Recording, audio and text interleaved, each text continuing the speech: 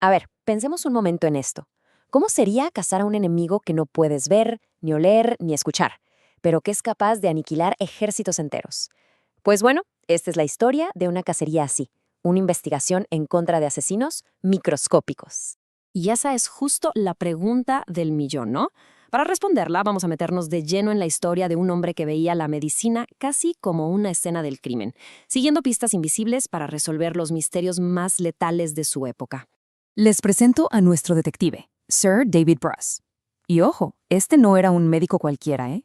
Mientras que otros doctores se conformaban con recetar remedios, a él le movía algo más, una fascinación por lo desconocido, una necesidad de entender el porqué de las enfermedades.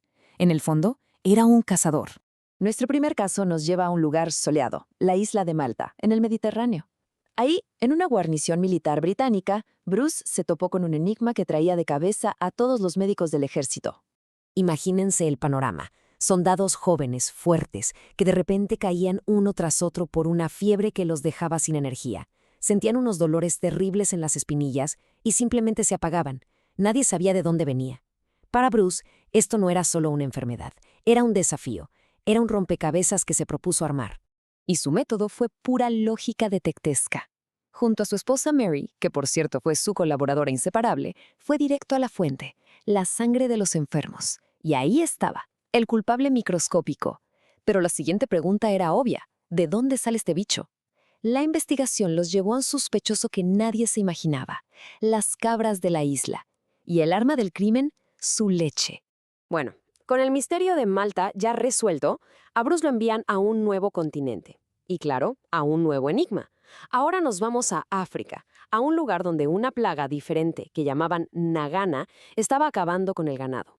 La escena era terrible. Los caballos, el ganado, vitales para la gente de ahí, se consumían rapidísimo, hasta que morían. La gente del lugar ya tenía un sospechoso, una mosca, la famosa mosca tsetse. Pero para la ciencia de esa época, la idea de que un insecto pudiera transmitir una enfermedad mortal era, pues, bastante extraña.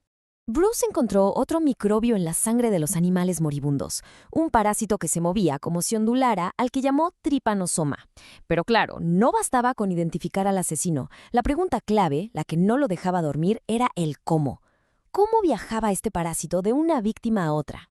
Para probar su teoría, Bruce montó un experimento súper simple pero brillante. Llevó un grupo de caballos sanos a una zona llena de moscas tsetse. ¿El resultado? Esos caballos, picados por las moscas, enfermaron. Mientras tanto, otro grupo, que mantuvo bien protegido de ellas, siguió perfectamente sano. El resultado fue, pues, innegable.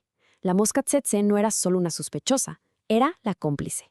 Así que el caso estaba prácticamente cerrado. Ya tenían al cómplice, la mosca tsetse, y al asesino directo, ese parásito microscópico llamado Trypanosoma. Fue un descubrimiento que iba a cambiar para siempre la forma en que entendemos las enfermedades tropicales. Pero el caso más grande y más aterrador de la carrera de Bruce apenas estaba por comenzar.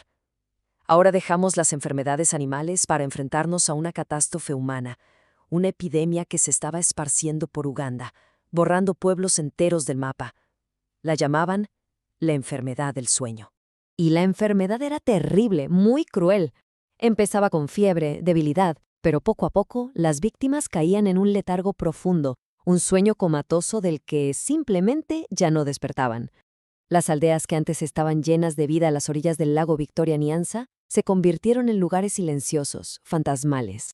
Enviaron a Bruce a investigar, y él examinó muestras del líquido cefalorraquídeo de los enfermos, ese que rodea el cerebro.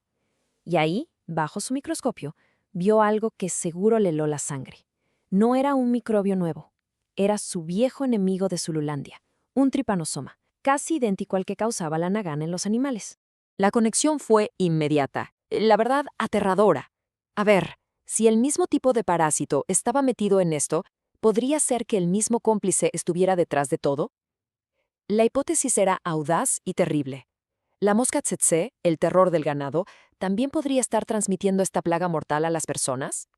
Pero claro, una cosa es tener una hipótesis, una sospecha, y otra muy, muy distinta es probarla.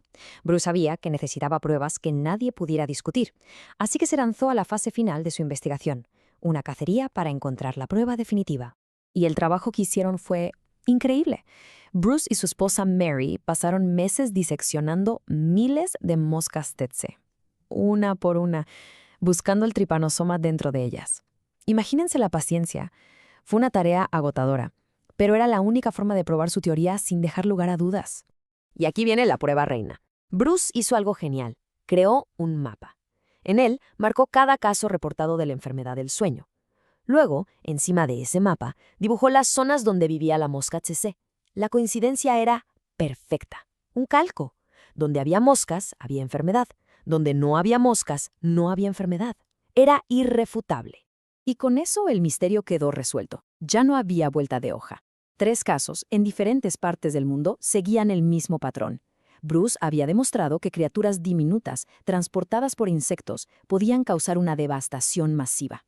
El asesino invisible por fin tenía nombre y un cómplice identificado. Pero encontrar al culpable no es el final del trabajo, ¿o sí? El verdadero reto era detener la matanza. Y el trabajo de Bruce no se quedó en el laboratorio. Se convirtió en una acción audaz que terminaría salvando muchísimas vidas. Su recomendación al primer ministro de Uganda fue radical. No había cura, no había vacuna, así que la única solución era romper la cadena. Había que mover a toda la gente, alejarla del hábitat de la mosca. Así de simple y así de drástico. La población local, obedeciendo las órdenes, tuvo que abandonar sus hogares, los lugares donde habían vivido por generaciones en las orillas del lago. Fue un sacrificio enorme, sí, pero funcionó. Vaya que sí funcionó. Al alejarse de la zona de la mosca tsetse, la epidemia se detuvo en seco. La ciencia de Bruce se había convertido en política de salud pública y había ganado. El legado de David Bruce es gigantesco. No fue solo un médico, fue un pionero. Su trabajo sentó las bases de la epidemiología moderna. Nos demostró que para vencer a nuestros enemigos invisibles, primero tenemos que entenderlos, usando esa ciencia rigurosa, ese método de detective que sigue salvando vidas hasta el día de hoy. Y la historia de Bruce nos deja pensando, ¿no? Él luchó contra los parásitos transmitidos por insectos. Hoy, la ciencia se enfrenta a nuevos asesinos invisibles, virus que aparecen de la nada, bacterias que ya no responden a los antibióticos. La cacería, en realidad, continúa, y las herramientas y métodos de detectives científicos como Bruce son tan importantes ahora como lo fueron en su tiempo.